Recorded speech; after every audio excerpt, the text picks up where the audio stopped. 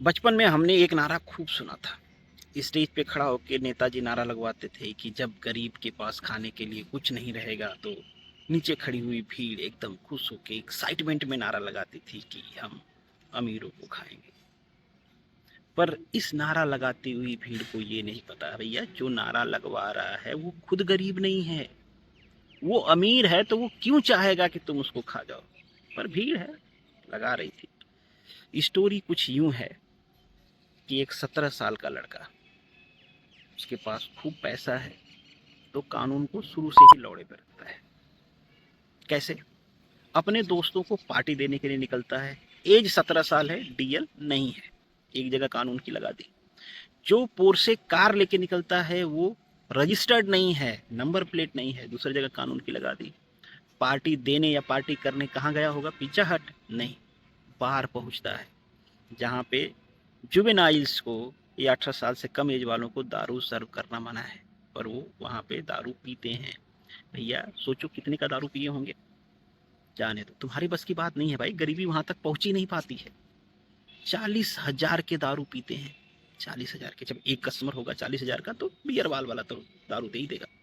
इसके बाद उनको और दारू चाहिए होती है, पर रात के बज चुके होते हैं 12 से 1। जब बार वाला मना कर देता है तो वो वहां से ड्रिंक एंड ड्राइव, मतलब एक बार फिर कानून की ले लेते हैं। ड्रिंक एंड ड्राइव करना मना है ना कानून के अंदर, आपके और हमारे लिए, पर उनके लिए चलता है। दारू पी के कार चलाते हुए एक दूसरे बियर बार जाते हैं और वहां पे फिर से वो 20,000 की दारू पीते हैं। मतलब टोटल 60,000 के दारू पीते हैं। रात के बज जाते हैं 1:30 से 2।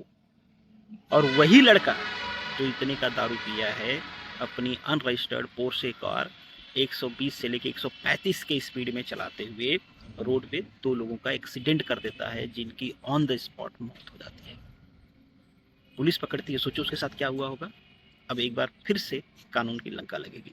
2 लोगों की डेथ हुई है उसके कार से, पर जुवेनाइल जस्टिस कोर्ट क्या करता है, उसको एडल्ट कंसीडर करने के बजाय, उसको एडल्ट प्रूव करने के बजाय, किया जा सकता है भले उसकी एज कम है, पर जब हीनियस क्राइम होता है, सीरियस क्राइम होता है, तो एक जुवेनाइल को भी एडल्ट कंसीडर करने का प्रोसेस किया जा सकता है। पर उसके बाप के पास तो पैसे हैं। रात में एमएलए साहब पहुंच जाते हैं थाना में, तो उसको जुवेनाइल जस्टिस कोर्ट कहता है भैया तुम एक काम करो, 300 वर्ड्स का एक ऐसे लिख दो कि रोड सेफ्टी कैसे करनी है, या रोड सेफ्टी के बारे में, और उसको विद इन आवर छोड़ दिया जाता है। जब आउटरीच बढ़ता है, जब प्रोटेस्ट बढ़ता है और सरकार को लगता है भाई मैटर खराब हो रहा है, तब पुलिस उस पर केस रजिस्टर करती है उसके बाप पे, क्योंकि आपको पता है कि किसी भी जुवेनाइल को अगर आप अपनी कार दे देते हो, हालांकि वो उसके बाप की कार थी, तो बाप को 2 साल की सजा हो सकती है, 25,000 रुपये की फाइन लग सकती है, और कार का रजिस्ट्रेशन कैंसिल हो सकता है। ये सब लॉ में है, पर वो तो लॉ को क्या ही करते हुए चल रहे, हर स्टेप पे लॉ के, उनके लिए तो कोई लॉ है नहीं। खैर, फिर जब आउटरीच बढ़ जाता है तो इनकी फैमिली थोड़ी सचेत हो जाती है। तो उनका जो फैमिली ड्राइवर है, उससे कहा जाता है कि बेटा तुम ये इल्ज़ाम ले लो कि ये कार तुम चला रहे थे और एक्सीडेंट तुमसे हुआ है। उसको एबडक्ट कर लिया जाता है लड़के के दादा के द्वारा। पर जब वहाँ मैटर नहीं बनता है तो जो ड्रंक एंड ड्राइव है वो केस हटवाने के लिए लड़के के ब्लड सैंपल को उसके माँ के ब्लड सैंपल से स्वैप कर दिया जाता है। मतलब पूरी डॉक्टर की टीम को खरीद लिया जाता है। ये सब चल रहा होता है और साथ में आउटरीच भी बढ़ रहा था, क्योंकि ये दिख रहा है कि बंदा कैमरे में, बार वाला प्रूफ है, दोस्त प्रूफ हैं, सारे जो गवाह हैं उनको होस्टाइल कर लिया जाता है कि कोई ये बयान नहीं दे कि लड़का दारू पिया है। पर ये सब साफ साफ दिख रहा है। और जब आउटरीच बढ़ता है तब देवेंद्र फडणवीस साहब वहाँ पहुँचते हैं और इसके बाद जाके पुलिस एक्शन में आती है। तब जाके बीएनएस की धाराएं 105, हालांकि उस टाइम पे आईपीसी था, बीएनएस की धाराएं 105, 106, मतलब गैर इरादतन हत्या या फिर लापरवाही से किसी की हत्या हो जाना, ये सब धाराएं लगती हैं। और इन सब धाराओं में मिनिमम 5 साल की सजा है। पर इन सभी धाराओं में, बस इस पूरे केस में सभी आरोपियों को सुप्रीम कोर्ट से 1 बाय 1 करके बेल मिल जाता है। पुलिस अरेस्ट क्यों करती है भाई? अरेस्ट इसीलिए किया जाता है ना कि अगर आरोपी बाहर रहेगा, इन्फ्लुएंशियल है, तो जो एविडेंस है उनकी टेम्परिंग हुई। पर ये सारे तो पहले ही टेम्परिंग के मास्टर हैं, टेम्परिंग कर ही चुके हैं, ये सारे प्रूफ बदलवा चुके हैं। जो बच्चे का ब्लड सैंपल है उसको स्वैप करवा सकते हैं, पूरा हॉस्पिटल खरीद सकते हैं, पुलिस वालों को खरीद लिया।